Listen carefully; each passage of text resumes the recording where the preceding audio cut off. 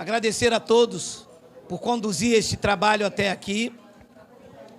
Bem-vindos os meus irmãos no Facebook. Bem-vindos também meus irmãos no YouTube. Deixe eu dar um recado aos meus irmãos no YouTube não, que este é o território da graça, já entenderam. Deixa eu dar um aviso a vocês que caem de paraquedas nesse território da graça aí no YouTube. Os comentários, eles estão liberados. Mesmo que eu não concorde com nenhuma fala de vocês, morro se preciso for para lhe dar o direito de vocês falarem. O que eu não vou permitir são ofensas, ataques, desrespeito, porque alguns abençoados que têm uma conduta totalmente anticristã, botam aí no meu comentário: eu vou dar capim para o Geraldo, que sobrar ele dá para a mãe dele. Meu amado, comentários como esse serão bloqueados por mim. Primeiro que eu não tenho medo de vocês, entendeu? Eu vou bloquear todo esse tipo de comentário. Isso aqui é uma mensagem do Evangelho e podem discordar usando o Evangelho. Eu vou sugerir vocês, façam um vídeo, postem no YouTube e o povo julgará. Mas vocês estão incomodados, porque a cada dia essa mensagem vão tirando as pessoas do domínio de vocês. Então fica aí um aviso a essas pessoas que entram aqui e xingam palavrão, me ameaçam, mandam eu dar capim para minha mãe. Minha mãe não come capim, meu amado. Minha mãe come vatapá e acarajé.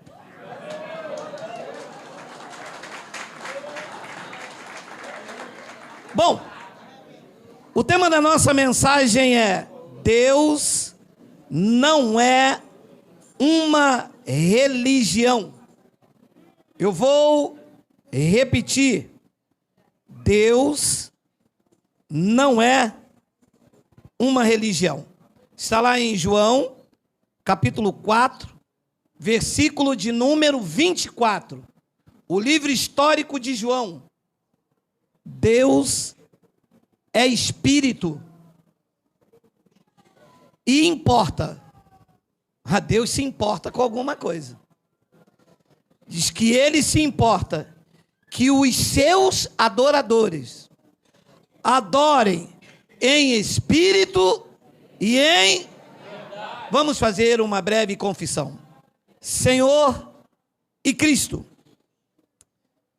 eu te louvo, eu te exalto, te engrandeço o nome, se é que isto é possível, porque acima de ti só existe uma coisa, é a tua coroa de glória. Esta mesma coroa que nós coroamos aqui esta manhã. Esta é mais uma mensagem de despertamento espiritual. Por isso eu te peço que tu me uses, porque eu vou usar a tua palavra. E todo o povo aqui reunido diga amém. Amém. Deus não é uma religião. A religião é um conjunto de regras e práticas na tentativa de levar o homem a Deus. E existem várias religiões. Tudo aquilo que me coloca debaixo de uma regra, de um dogma, de uma doutrina, isto é uma religião. Por exemplo, para mim ter comunhão com Deus, eu preciso parar de cuidar de mim. Eu conheço muitas mulheres que antes da sua vida na chamada igreja, se cuidava para o seu marido,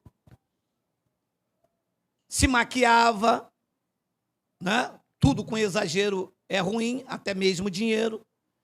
E quando entraram para a religião, aí alguém aqui atrás disse: você não pode mais usar brinco, porque você é santa. Você tem que vir aqui segunda, terça, quarta, quinta e sexta, porque Deus é santo. E arrumou um conflito no seu casamento. E como eu disse semana passada, as pessoas vão dividindo a sua relação familiar por causa da maldita religião. Eu recebo inúmeros testemunhos de pessoas que estão se libertando desses alçapões. Grande parte desses testemunhos são de homens que me dizem assim: a minha mulher quer ir embora porque eu agora não frequento mais a igreja evangélica. Então esse amor estava baseado em quê? Numa religião. Que amor é esse? Que eu sou obrigado a ir para o culto de libertação com a minha mulher. Tu amas a mim ou amas as práticas que tu fazes? Então isto é uma religião. Abençoados, Cristo não veio trazer uma religião. Cristo não veio trazer uma denominação. Cristo não mandou os apóstolos fazerem uma denominação. Quando Paulo escrevia, ele não escrevia a uma denominação. Ele escrevia a um conjunto, uma quantidade de pessoas que se reunia na Galácia. E ele escreveu carta às igrejas da Galácia. Não eram paredes, eram vidas que se reuniam sobre a ótica de examinar a Bíblia, a palavra de Deus. Então, eu tenho encontrado nos últimos tempos um grupo de pessoas que atacam as outras, porque você não anda mais igual elas andam. Então eu só tenho Deus se eu não andar de bermuda. Ou a minha mulher só tem Deus se ela não usar batom. Como se Deus estivesse, sabe, limitado a esses usos e costumes. Eu conheço pessoas que usavam batom, usavam brinco, e eram extremamente amorosas. Entraram para dentro da igreja. Tirou o batom, tirou o brinco e colocou a intolerância religiosa.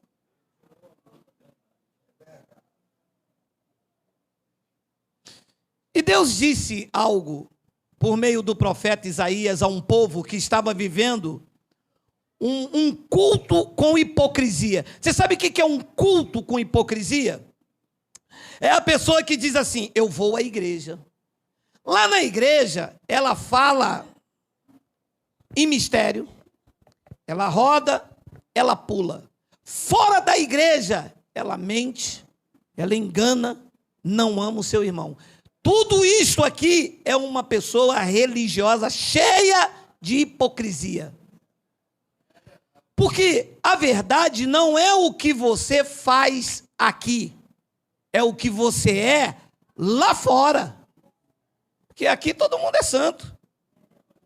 Aqui todo mundo roda no mistério. Aqui não, graças a Deus, se tu rodar no mistério, eu rodo o baiano em você. Então olha o que Deus disse em Isaías. Digita para mim, Miguel. Olha o que o povo de Gomorra, olha o que eles faziam. Era um culto, segundo o profeta, com hipocrisia. Isaías capítulo 1, versículo 10, Miguel, até o versículo 14. Tem aí? Ouve a palavra do Senhor, vós príncipes de Sodoma. Não tem nada a ver com a igreja.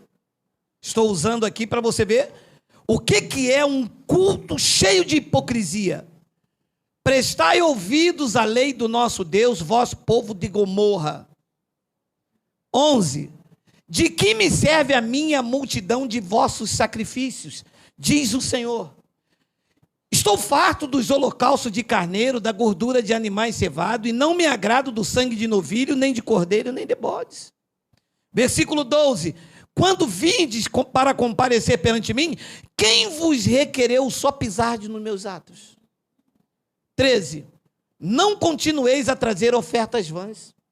O incenso é para mim abominação. E também as festas da lua nova, os sábados, as convocações das congregações. Eu não posso suportar iniquidade associado ao ajuntamento solene.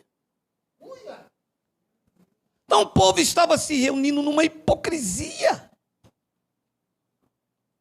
Não havia verdade, não havia sinceridade.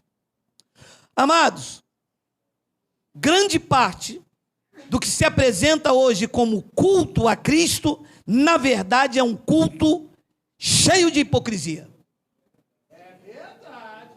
Ninguém ama ninguém, está todo mundo esperando o mal do outro, puxando o tapete, querendo a posição da outra. É uma guerra para ser profeta, mas ninguém guerra para amar, para perdoar, para estender a mão e para ajudar o seu próximo que está sentado na cadeira ao lado.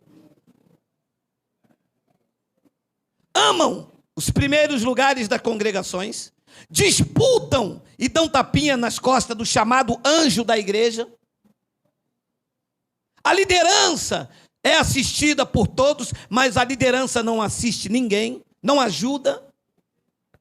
Isto é, um culto com hipocrisia.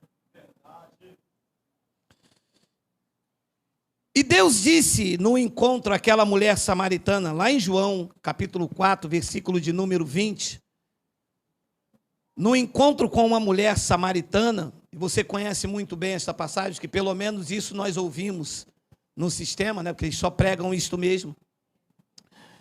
E essa mulher samaritana, os judeus não se davam com os samaritanos, e ela disse a Jesus: nossos pais adoravam neste monte.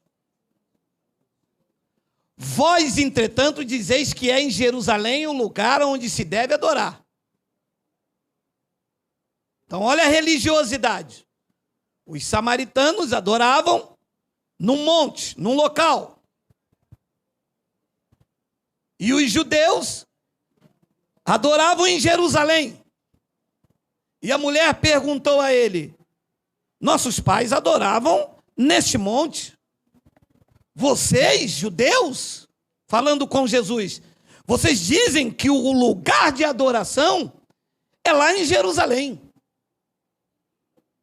Foi isso que nos apresentaram como verdadeiros adoradores, dizendo que você tem que ir para a igreja adorar a Deus. Quando não muito, que você tem que ir ao monte buscar a Deus. Quando muito, é que você deve ir para o culto de consagração ou o culto de libertação. E no versículo de número 21, Jesus responde, disse-lhe Jesus: mulher, você pode crer-me, você pode acreditar no que eu vou te falar, que a hora vem, quando nem neste monte, nem em Jerusalém, adorareis o Pai. Não existe um lugar específico. Porque o Pai não está num lugar específico. O Pai não faz milagres em horas marcadas. Não existe um local de adoração.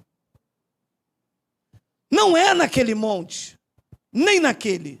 Ele disse: você pode acreditar no que eu vou lhe falar, que a hora vem, quando nem neste monte, nem em Jerusalém, adorareis o Pai. 22, vós, religiosos, que pensam que é lá, que é ali, Jesus disse, aquela mulher religiosa, debaixo de uma tradição dos pais, como muitos crentes estão aí hoje, debaixo de tradição dos pais. Eu nasci assim, eu vivo assim, eu vou morrer assim. É o crente? É revelado a vocês também, né? Quando não muito, você vai por evangélico. Você é crente? Eu sou. É pentecostal? Mas por quê? Não, sou cristão. Que só é cristão quem é pentecostal? Claro, é a religiosidade. vós adorais o que não conheceis. Que triste realidade. Deus sendo adorado sem ser conhecido. Para uma pessoa achar que o mês que ela não dá 10% da Bolsa Família, Deus vai soltar a mão e ela vai para o inferno? Graças a Deus que poucos aqui passaram por isso.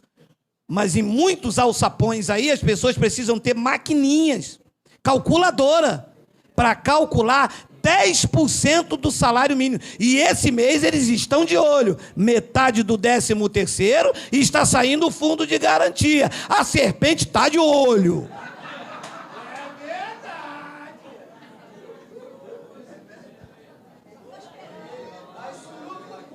E disse Jesus à mulher: nós adoramos o que conhecemos, porque a salvação vem dos judeus. Depois ele diz no versículo de número 23, mas vem a hora, e já chegou, em que os verdadeiros adoradores adorarão o Pai em espírito e em verdade, porque são esses que o Pai procura para seus adoradores. Pode parar.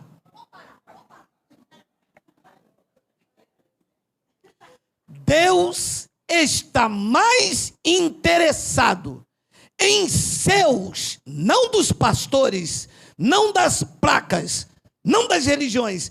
Deus está mais interessado nos seus verdadeiros adoradores no que os verdadeiros à procura dele. Diz que é ele que procura os verdadeiros. E achou vocês.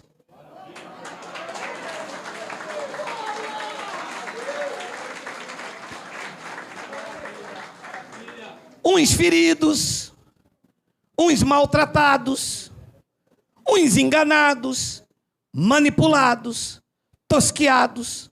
Alguns aqui já estavam desacreditando de Deus, já não tinha mais vontade nem de ouvir falar em nada do que era a Bíblia ou sua palavra.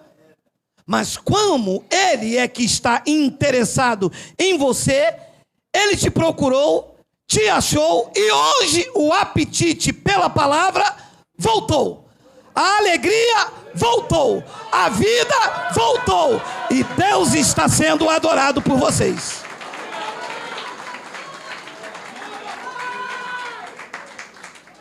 Tu te lembras como tu estavas até um tempo atrás? Totalmente vazio. Buscava e nunca encontrava. Fazia culto de libertação e nunca libertava. Fazia uma corrente e os elos não fechavam. Até que Deus foi te procurando e foi te encontrando, e os olhos do teu entendimento, as escamas caíram e Ele te encontrou. Estás hoje reinando em vida e vives em perfeita vitória.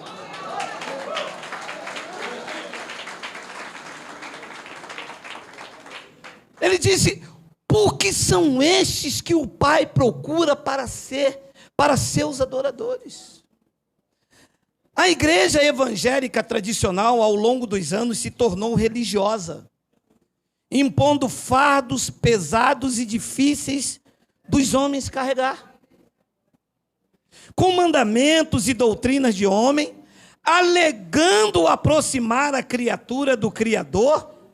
Só que com esses fardos pesados, distanciou o Criador da criatura. E o profeta já dizia algo em Isaías 29, 13, olha lá. Isaías, o profeta Isaías, olha lá. O Geraldo disse: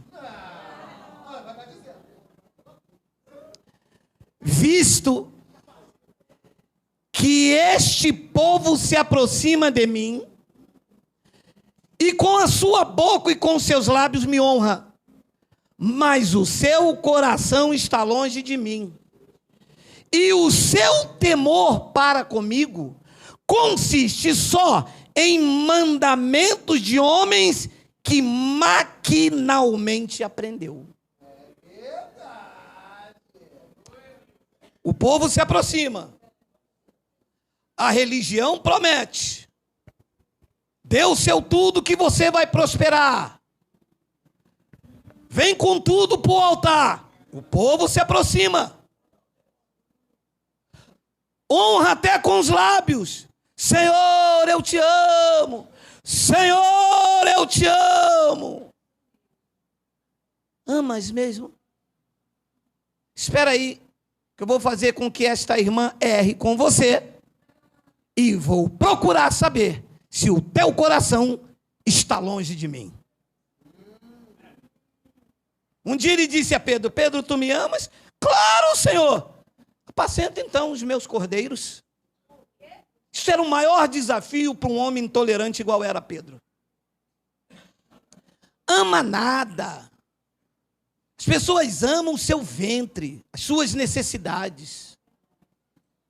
Se não tiver o evangelho da graça de Deus para revelar o verdadeiro amor, para que a pessoa possa dizer eu te amo com amor, sem fingimento, é religião. A religião ama enquanto tu andas igual a ela. Enquanto tu veste a roupa daquela religião, daquela denominação. Se você volta lá hoje e assiste um culto lá hoje com a liberdade controlada, não é licenciosidade. Se tu entras lá nesse culto hoje lá, de bermuda ou de calça jeans, a pregação é em cima de você, de pombagira, de Exu a preto velho. Ama nada. É uma hipocrisia, meu amado. Ele diz: este povo, eles até se aproximam de mim. Com a sua boca, e com a sua boca e com os seus lábios ele me honra, mas o seu coração está longe de mim, e o seu temor para comigo só consiste em mandamento de homens.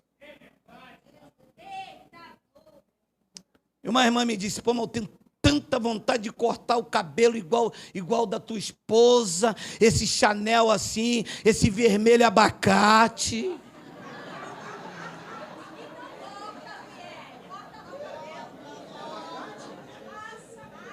Falei, fala com ela pagou R$12,90 para cortar ali, ó. O rapaz tem uma tendinha ali na praça, ela senta ali. Eu quero R$12,90. Não posso, porque o pastor lá da nossa igreja, a nossa igreja lá, a doutrina é rígida. A de vocês é rígida? Da nossa, a igreja é de Cristo. O fardo é leve e o jugo é? Essa é a doutrina de Cristo.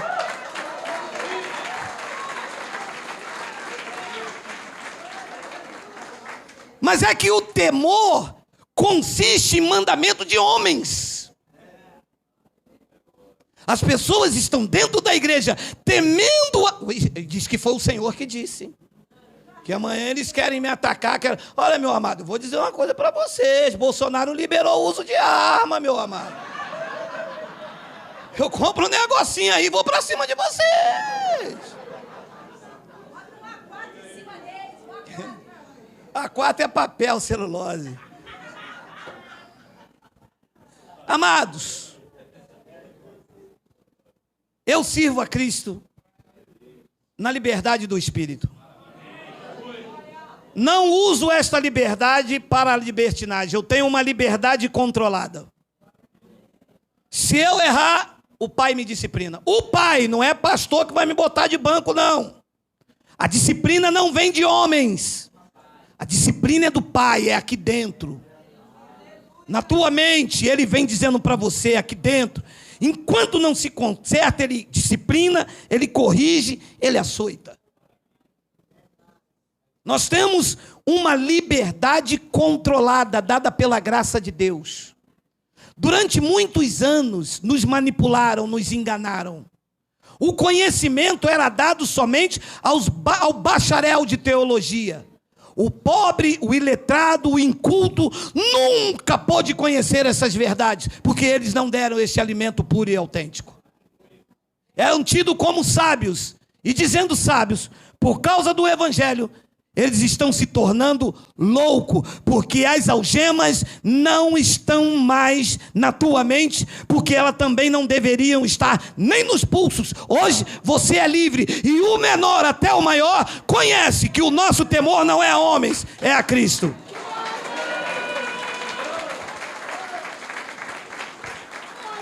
A As igrejas estão aí impregnadas de doutrina de homens. Verdadeiros coronéis, verdadeiros papas da igreja, com autoridade, governando com mão de ferro, enriquecendo e colocando culpa, medo nas pessoas. As pessoas estão dentro das chamadas igrejas, não é por amor a Cristo, estão lá com medo das ameaças. E eles se levantam como verdadeiros coronéis e dizem: se vocês saírem daqui, o diabo volta na vida de vocês com mais 7. E vão lá no livro histórico de Mateus e mostram a passagem e aprisionam as pessoas. E elas, com medo e sedenta, morrem como palha seca dentro desses lugares. Pessoas sem vidas, sem paz. Pessoas que não conseguem avançar. E algumas delas já ficaram com a mente tão cauterizada que quando você mostra a verdade, elas rejeitam. Defendendo seus líderes, defendendo suas religiões, defendendo suas placas. Não, isto é porta larga. Na minha igreja, alô, homens não têm igreja, homens têm alçapões. Quem tem igreja é Cristo, o único cabeça e dono dela. Homens têm empresa, meu amado. Homens têm empresas para dominar e governar pessoas. Eles têm clientes, não têm verdadeiros adoradores. Verdadeiros adoradores eu conheci no Evangelho da Graça. Aqui ninguém veio atrás de fita, nem de sal, nem de água. O Rio de Janeiro hoje amanheceu lá, ó, um engarrafamento, mais de 30 ônibus lotados que foram atrás de um homem com um chapéu desse tamanho para botar a mão na cabeça delas. Aqui, esse povo não come mais esse reggae, porque entenderam que Deus está nas nossas vidas.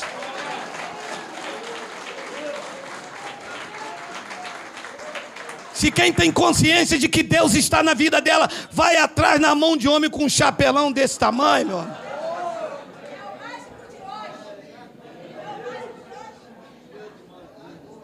O seu temor para comigo, disse Deus, consiste em mandamentos feitos por mão de homens, cheio de regras, cheio de doutrina. E quanto mais proibição, mais santa eles dizem que é a igreja. Só que Paulo mostrou o seguinte, Colossenses capítulo 2, versículo de número 20, olha aí.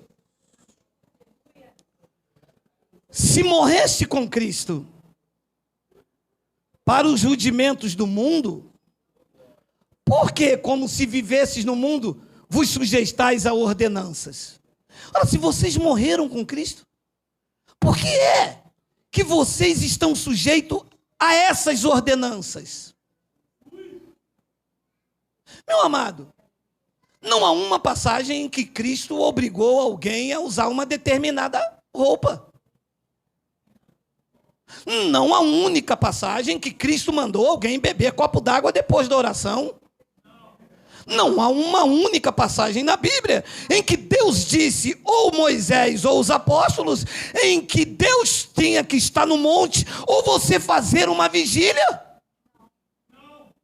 Ora, então vocês não morreram com Cristo, vocês praticam essas coisas. Agora, se vocês morreram com Cristo, quanto a esses rudimentos, porque como se vivesses nele ainda, vos sujeitais a ordenanças. E ele bota 2 pontos, vai mostrar as ordenanças em que as pessoas estão submetidas. Então ele diz no versículo de número 21, não manuseie isto. Não proves aquilo, não toques aquilo outro. Regras e mandamentos de homens. Aqui não pode isto. Aqui não pode aquilo. Homem, desse lado. E a varoa, desse lado aqui. Deus disse, não pode. O que eu ajuntei não separa o homem.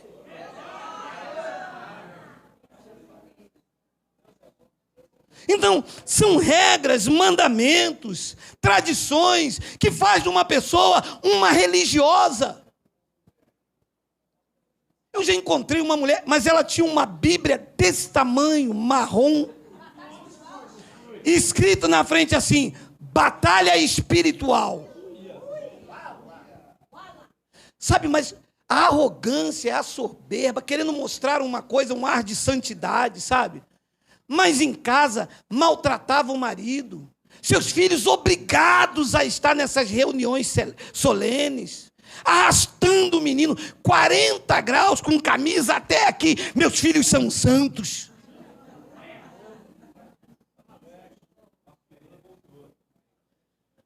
E ele diz no versículo de número 22, segundo os preceitos e doutrinas de Cristo. Segundo os preceitos e doutrina dos homens, porque todas essas coisas com o uso, isso se destrói. Pior do que usar um batom é fazer fofoca. Pior que usar um brinco é mentir na frente do filho. Pior do que passar um Enê e usar um bob igual a minha patroa é maltratar o marido. O homem chega em casa do trabalho, cadê a mulher? No monte. O homem vai dormir, acorda de mulher, cadê a mulher? Na consagração. O homem dá uma perdida, volta em casa meio-dia. Cadê a mulher que não fez nem um miojo e nem fez um maiau?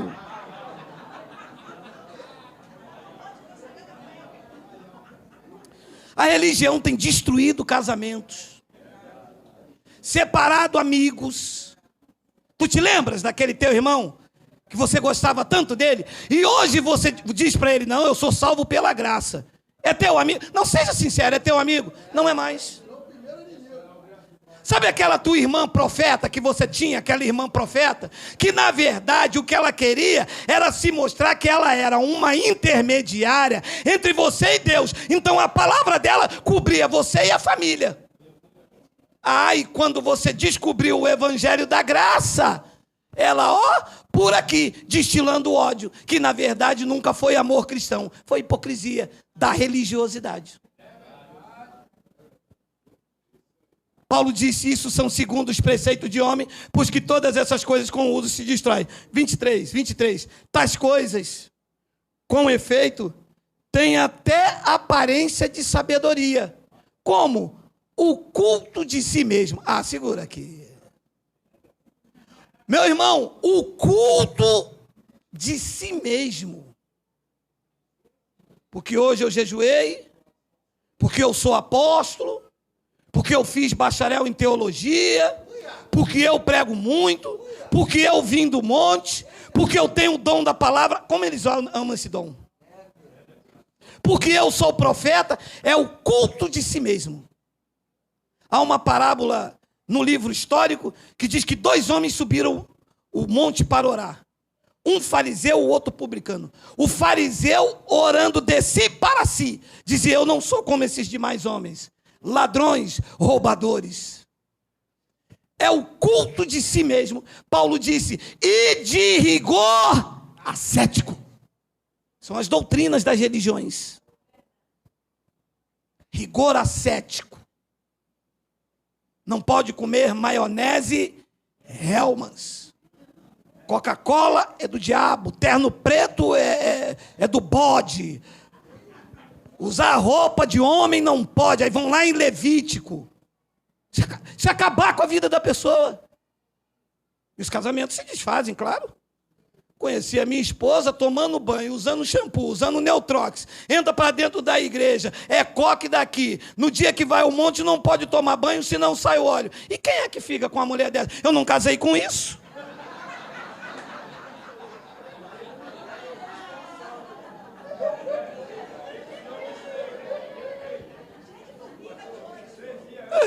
Ela está aí, eu falei com ela, ou a graça de Deus entra na tua vida, filho, eu vou para casa de mamãe, eu quero a minha mulher de volta.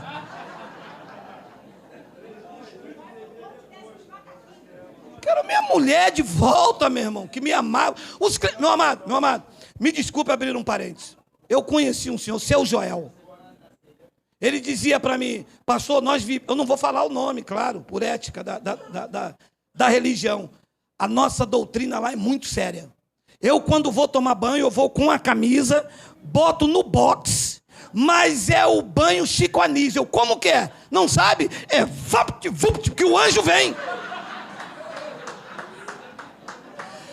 Que se eu for lá, o anjo vem, eu perco a bênção, então é vapt, vupt, bota a camisa.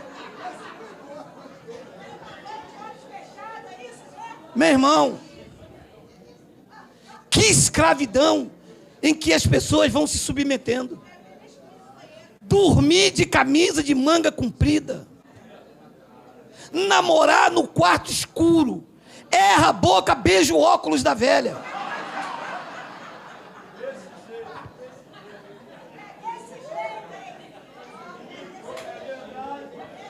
Não, mas é uma verdade mesmo, meu amado. É olho no olho, é sinceridade. Graças a Deus que as próximas gerações não vão viver essa escravidão. E os casamentos serão casamento cristão, sem hipocrisia. Queremos vida, meu amado.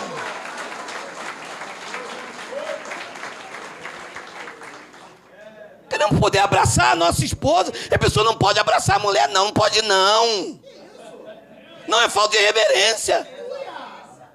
Aí na hora de falar que somos uma só carne, somos. Eu, hein? Cheguei dentro de uma reunião e minha esposa jogou o braço no preto. O cara falou, meu irmão, que falta de reverência. Que falta de reverência, meu irmão, se a mulher é minha. Falta de reverência se você jogar o braço na branca. Se eu jogar o braço na branca, eu jogo o braço preto em você, cara. Que história é essa?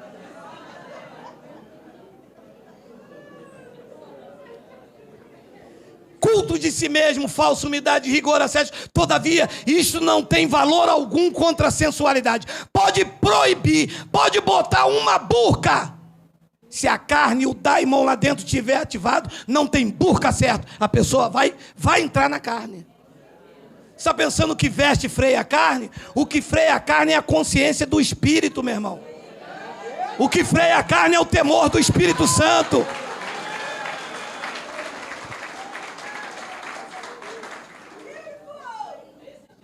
Amados, nós temos que deixar tudo o que é religiosidade e viver a vida no Espírito. Não adianta transformar o exterior. A primeira coisa que se faz quando uma pessoa entra na igreja é mudar o exterior. Quem aqui quer aceitar Jesus?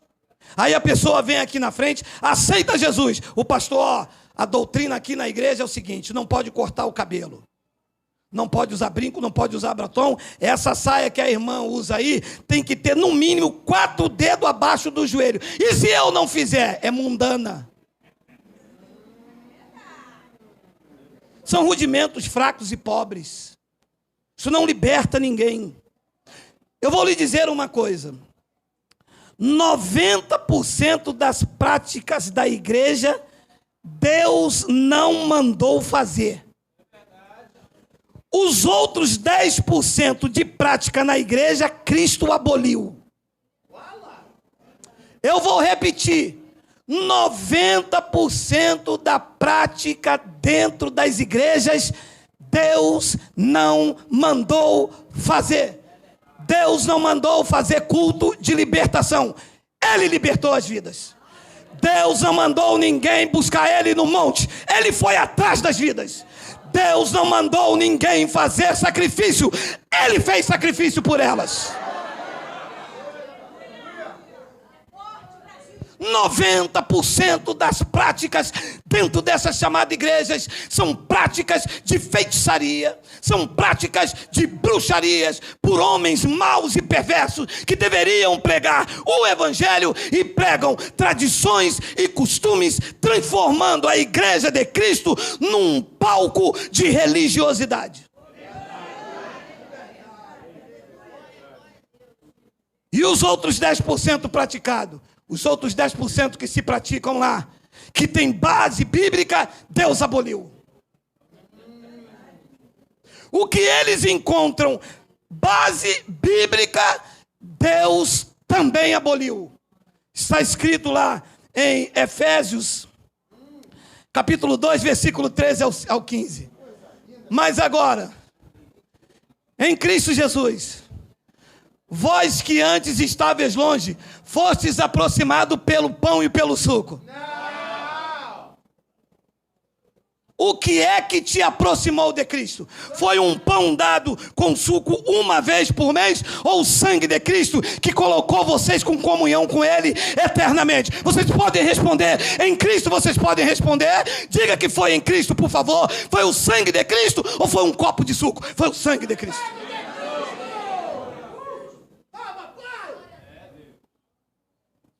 Diz no versículo de número 14: porque Ele é a nossa guerra. Ele é a nossa paz, o qual de ambos fez um, e tendo derribado a parede de separação que estava no meio, a inimizade, 15, aboliu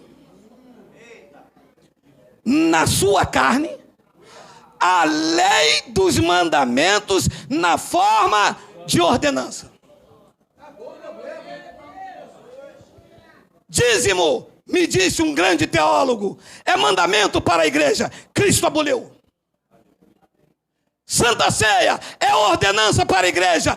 Também aboliu. Está abolido. Denunciado por mim. Vocês são religiosos. Deus está cansado desta hipocrisia, desta vida de barganha, desse toma lá da cá com Ele. Ele quer que vocês reconheçam que o sacrifício dele na cruz foi o suficiente, que a graça dele nos basta.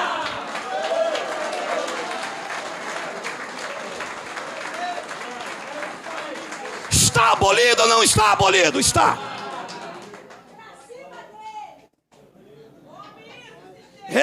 Mas é que Jesus fez a ceia como ordenança. Não fez. Jesus estava cumprindo a ordenança da Páscoa instituída por Moisés. Jesus, como judeu, estava obedecendo um dos mandamentos da lei. E quando ele ressuscitou sobre a vida dos gentios, não há algema, não há prisões, não há religião. Ele não veio trazer uma religião, ele não veio trazer uma placa de igreja, ele não veio colocar pastores como presidente, ele veio colocar e ser ele mesmo o cabeça, o rei dos reis, o senhor dos senhores, o alfa, o ômega, o governador da tua vida, da tua vida, da tua vida, da tua vida, da tua vida, da tua vida.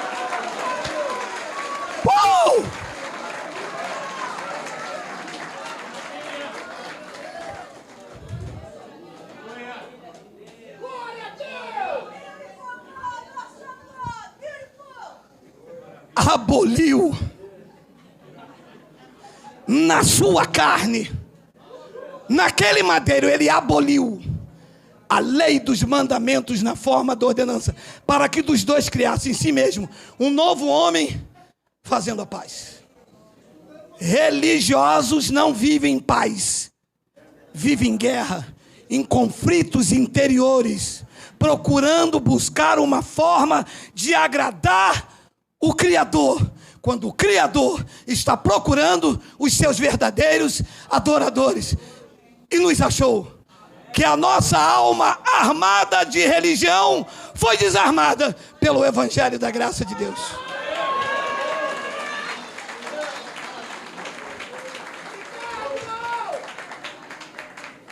Colossenses capítulo 2, versículo 13 e 14.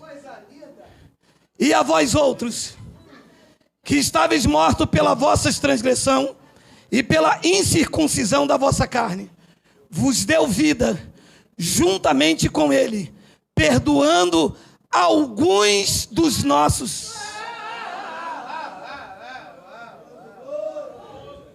Quem aqui tem um delito, diga baixinho, ui. Não sobrou nada para as águas? Não sobrou nada para vir confessar aqui no dia de ceia. Ui, como eu odiava aquilo. Era um ódio santo, mas era. Que no dia de ceia tinha que vir aqui na frente, O irmão que está em pecado... Quem é que já passou por isso? Vocês falam, ai! Gente! No dia de ceia tinha que vir aqui na frente. O irmão que está em pecado, vem aqui pedir perdão ao seu irmão. A igreja com 400, vinha 401. Todo mundo em guerra, falando mal, fofoca, disputando, e puxando o tapete de um, e arranhando os instrumentos, para fazer o outro mal. Vos deu vida juntamente com ele, perdoando todos os nossos delitos. 14. Tendo cancelado o escrito de dívida que era contra nós. Cancelou o escrito de dívida, a lei, ou não cancelou? Diga, dívida cancelada. Quanto que você deve a Deus? Zero. Rapaz, eu acho que eu estou em dívida com Deus. Tá não, filho. Você não é mais um religioso. Você é um cristão. Dívida paga na cruz.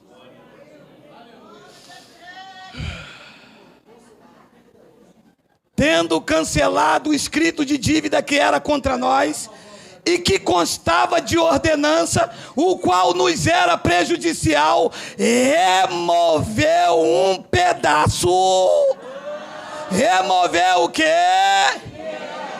E encravou na... Eu falei pro pastor, sobe lá e tira agora.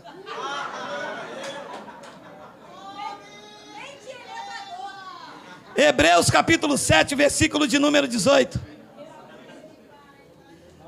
Portanto, por um lado, se revoga a anterior ordenança. Está revogada ou está ativa? Diga, está revogada. Então, se eu prego a anterior ordenança, eu levo você a dizer que o que Cristo fez foi em vão. Porque ele revogou.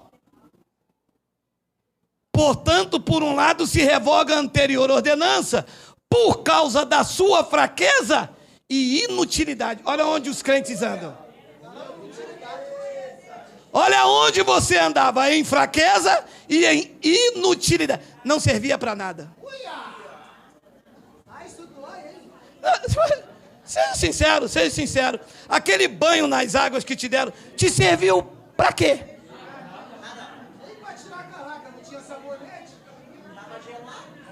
O pão que você comia mês após mês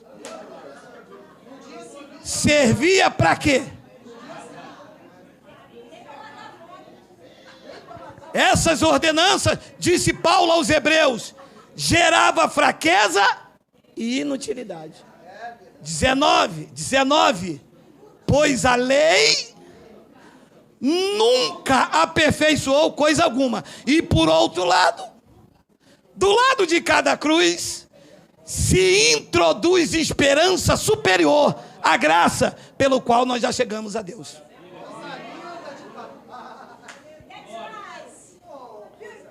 Amados, toda prática religiosa, toda vida sacrificial exteriorizada não faz parte da doutrina de Cristo. Querer convencer o outro da minha santidade ou da minha espiritualidade através de rigor, através de prática exteriorizada. Isto não entra, não cabe na doutrina de Cristo. Isto não é aceitável por Deus. Muito pelo contrário, ele abomina tudo isto. Tito capítulo 1, versículo 16. No tocante a Deus, eles professam conhecê-lo. Entretanto, o negam por suas obras. É por isso que são abomináveis, desobedientes e reprovados para toda boa obra. No tocante a Deus, até professam conhecê-lo, mas as suas práticas o negam.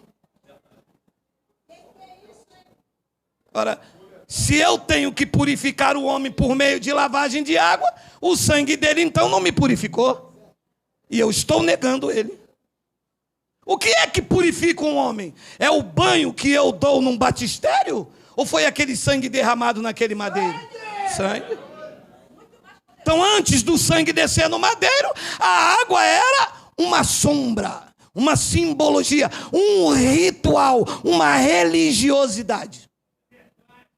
Da cruz, o sangue desceu e os eleitos foram regenerados, purificados, selados, foram feitos nova criatura, revestida de Cristo e batizado por Ele naquele madeiro.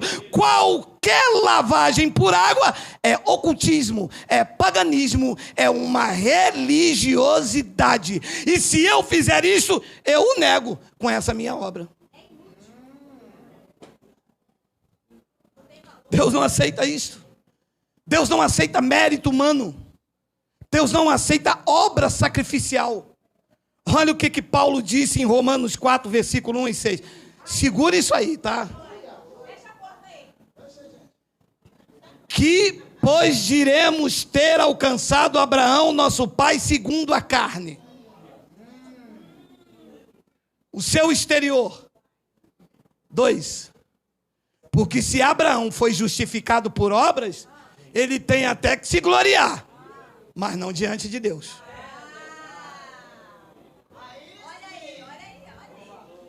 Eu batizei, eu consagrei, eu jejuei. Você tem até que se gloriar, mas esta glória não cabe aqui. Aqui ela é nula. Aqui não cabe glória humana. É por isso que ele chamou as coisas que não são para confundir as que são. É por isso que ele chamou as coisas desprezíveis e humildes para confundir eles, como já estão confundidos por aí. Aqui, na doutrina de Cristo, não cabe glória humana. A honra, a glória, o louvor, o império, o domínio, a majestade será sempre do Rei dos Reis, do Senhor dos Senhores. Sempre.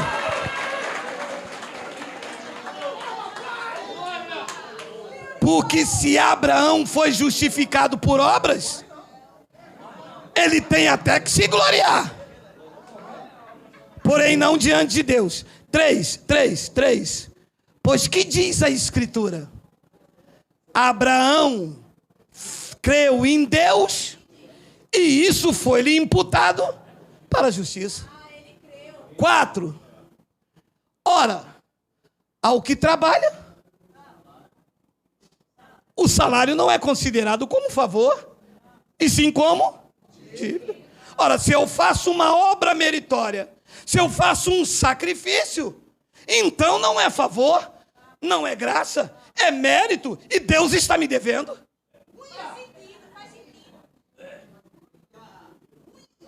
E Deus deve a quem?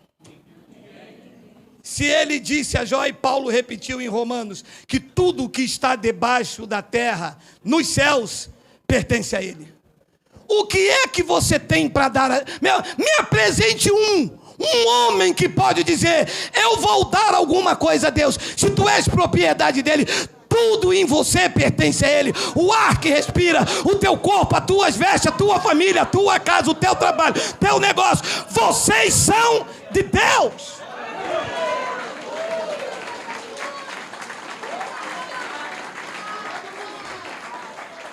Ora, o que trabalha o salário, então, não é como favor. Então, se eu fiz alguma coisa por merecer, então já não é a graça de Cristo em mim, é o meu próprio mérito. Ora, então, Deus então está em dívida comigo, me devendo. Vou te encaixar dentro desse pensamento, irmã. A irmã pode fazer este voto, que Deus vai honrar, porque a irmã está fazendo o voto. Ah, entendi. Eu vou fazer, Deus vai ter que me dar, senão ele fica me devendo, não é isso? É isso, minha irmã.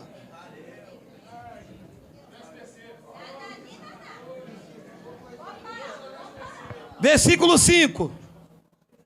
Mas ao que não trabalha, não faz obras meritórias, não barganha com Deus, não vive nas práticas religiosas, porém crê naquele que justifica o ímpio, a sua fé lhe é atribuída como justiça. Eu apenas creio e nada mais.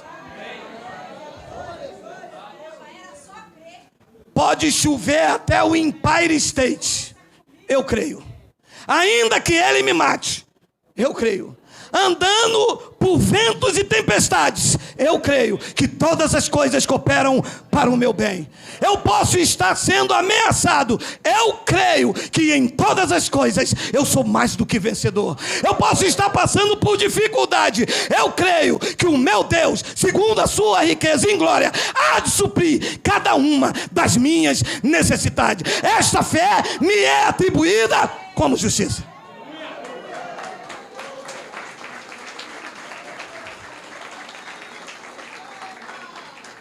E diz Romanos capítulo 11, versículo de número 5 ao 10.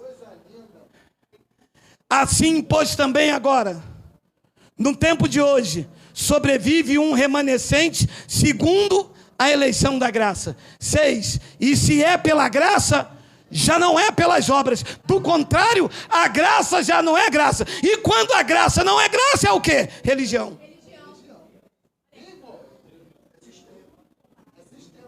Não, é que a nossa igreja é em graça. A igreja de vocês é em graça? Ué, que sacrifício é esse que vocês estão trazendo para esse local pagão? Porque isso não é altar. Se você tem isso aqui como altar, isto é paganismo. Altar humano é oferecido a deuses pagãos. A Asmodeu, a Baal, Zebu, a Moloque. É para esses deuses que se oferece altar. O nosso altar é Cristo. Ele é o nosso altar. Ele é o nosso sacrifício. Ele é o nosso redentor. Paulo pregou aos romanos e prego eu a partir do Sarapuí. Se é pela graça, já não é por obras. Do contrário, o que vocês vivem não é graça de Deus. O que vocês vivem são obras meritórias. É vida sacrificial. É barganha com Deus. É toma lá da cá. É faz de conta. Se é pela graça, já não é obras. Do contrário, a graça já não é graça. No versículo 7. Que diremos, pois? O que Israel busca com a lei, isso não conseguiu, mas a eleição alcançou. E os demais? Os demais foram endurecidos. 8. Como está escrito, Satanás lhe deu o espírito de...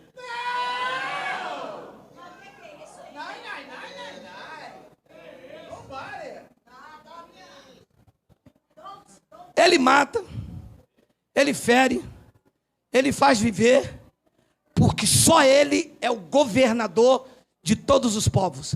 Diz que Deus lhes deu o espírito de entorpecimento. Diz que Deus deu olhos para não ver. E diz que Deus deu ouvido para não ouvir. Até o dia de hoje, disse Paulo em Roma, versículo de número 10. E diz Davi: torne-se-lhe a mesa em laço e armadilha, e em tropeço em punição. 10. Escureçam-lhe os olhos para que não vejam, e fique para sempre encurvadas as suas costas. Essa é uma vida de quem vive a religião. Esta era a minha vida. Procurando a Deus nesses calabouços, e os meus olhos sempre escurecidos. Eu lia isto, lia, não encontrava. Passava as folhas para lá e para cá, e as costas encurvadas, de fardos pesados. Você balançava aqui, tinha a chave da casa própria, a fita de Rabi, a azeitona do Monte Horebe, o pão da Santa Ceia, a cruz de Caravaca, as vestes de Jesus, o anzol de Pedro, a figa de Tomé, e as costas encurvadas. A paz do Senhor, varão. A paz do Senhor, varão. Só vitória.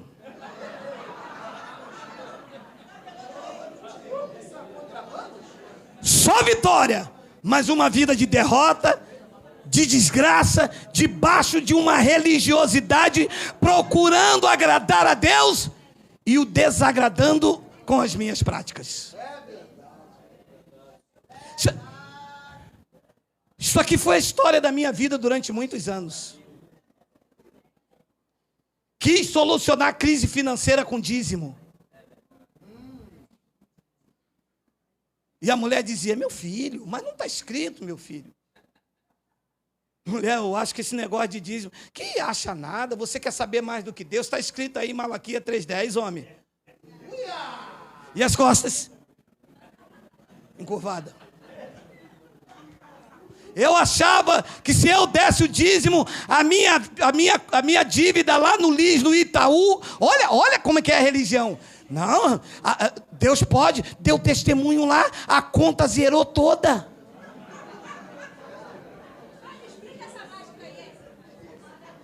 Na segunda-feira, eles iam almoçar no restaurante lá na Barra Maximes.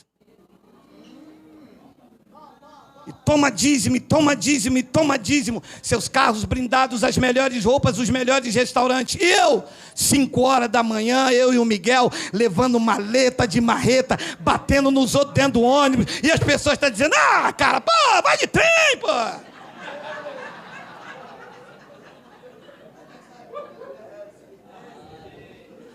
As costas encurvadas. Muito fardo. Tinha semana que era jejum, tinha a campanha, a busca do Espírito Santo, o culto de doutrina, a vigília, e na segunda-feira inventaram lá um culto das almas.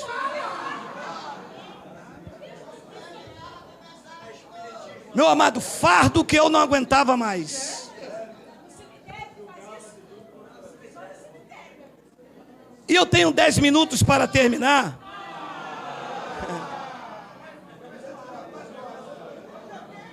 Empadão, meu irmão. Em 1 de Samuel, capítulo 17, coloca a máscara. Há um relato aqui muito interessante. 1 de Samuel, capítulo 17, versículo 31. Havia um gigante lá afrontando o povo.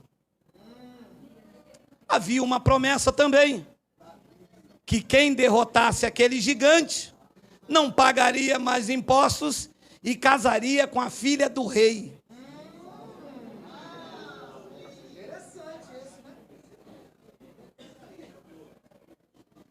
Diz o relato que, ouvido estas palavras que Davi falara, anunciaram-no a Saul, que mandou chamá-lo. 32. Davi disse a Saul: não desfaleça o coração de ninguém por causa dele.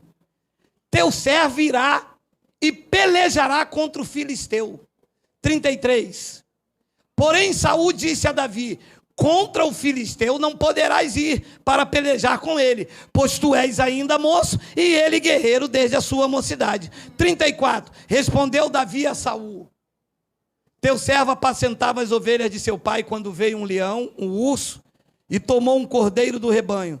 35. Eu saí após ele e o feri, livrei o cordeiro da sua boca, levantando-se ele contra mim, eu o agarrei pela barba e o feri e o matei.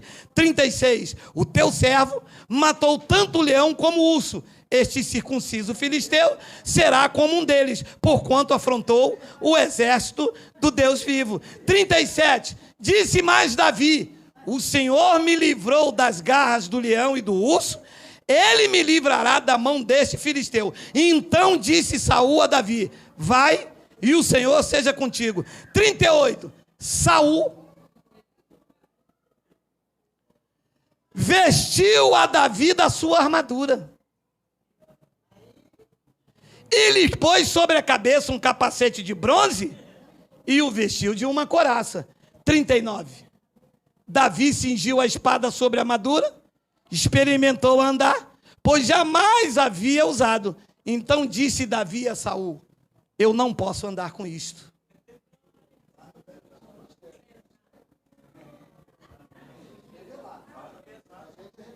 Você não pode andar com essas armaduras. São as armas da religião. As armas da nossa milícia não são carnais. Elas são poderosas em Deus. Esta não é uma guerra que se luta com práticas religiosas, mas com uma vida de confissão pautada em linha com o Evangelho da Graça.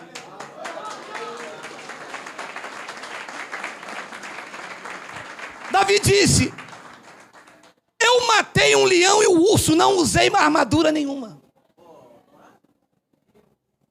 Como é que agora que eu sei que todos os inimigos são iguais perante a Deus, seja ele um urso, seja ele um leão, ou seja um incircunciso filisteu, você quer colocar fardos pesados sobre a minha vida, que eu não posso carregar? Eu não luto com as tuas armas, Saul, eu não luto com as armas da religião, igreja, eu luto com a fé, a espada do Espírito, o capacete da salvação. Davi tirou tudo aquilo de cima dele. Tira esses pesos, tira esse fardo, tira essa proibição, para que eu lute com as armas de Cristo.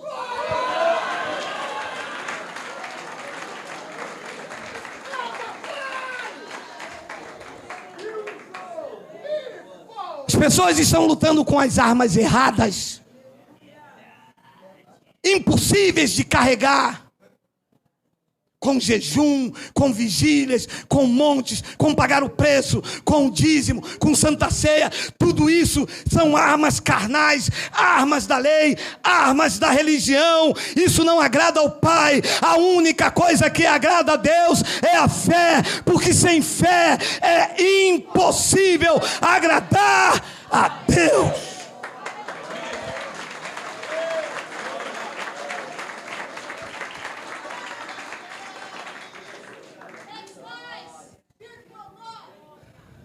Diz no versículo de número 46.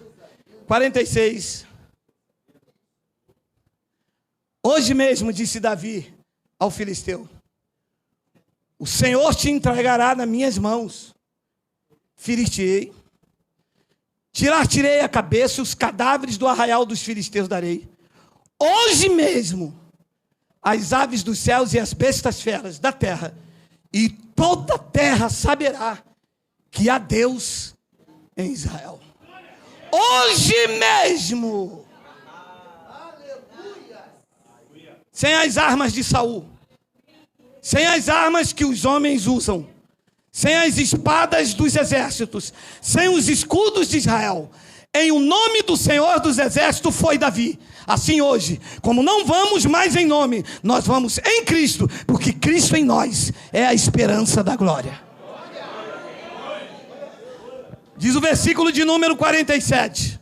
Saberá toda essa multidão que o Senhor salva, não com espada, nem com lança, porque do Senhor é a guerra, e Ele vos entregará nas nossas mãos. Saberá o Brasil e o mundo que Deus não criou uma religião, Ele criou a fé que é dos eleitos, a fé que vence o mundo, a fé que agrada a Deus, a fé que vê o impossível, a fé que remove montanhas, a fé que faz vencer, a fé que é dos eleitos, porque sem fé é impossível agradar a Deus.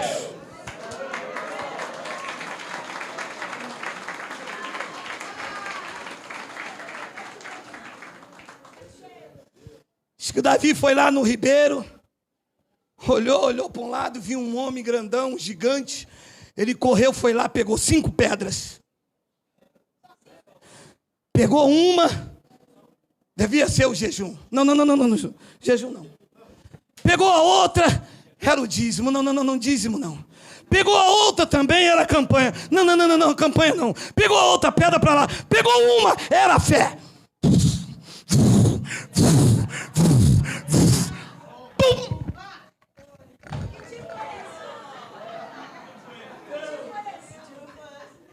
É a fé.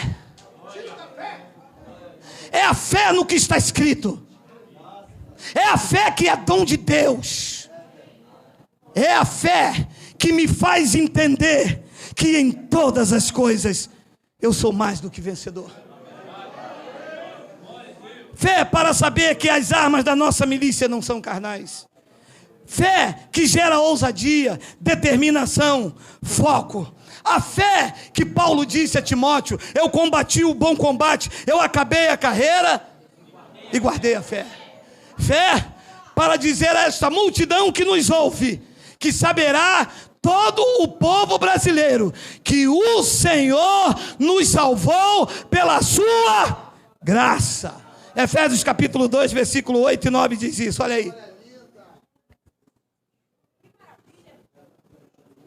Porque pela graça sois salvos,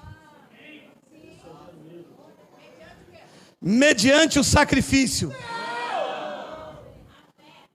Pela graça sois salvos, mediante o dízimo, mediante o pagar o preço. Vocês foram salvos pela graça, mediante o quê? Esta fé também não vem de vós. A fé que vos salva é um dom de Deus.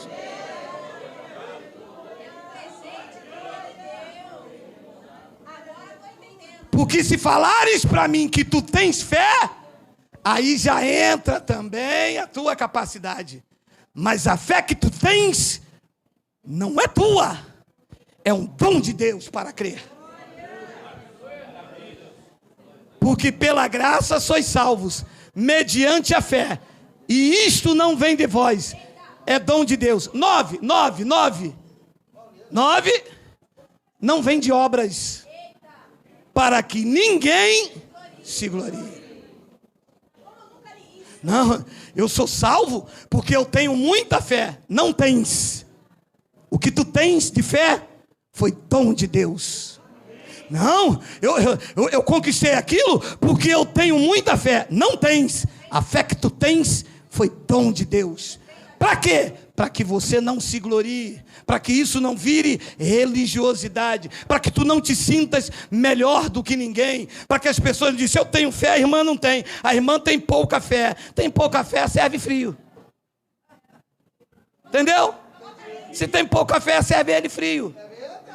A fé que tu tens é dom de Deus. E por isso que uma vez esta fé usada em linha com a palavra, tu não sais derrotado. Sairás sempre mais do que vencedor. Assim seja, assim disse o Espírito da graça de Deus.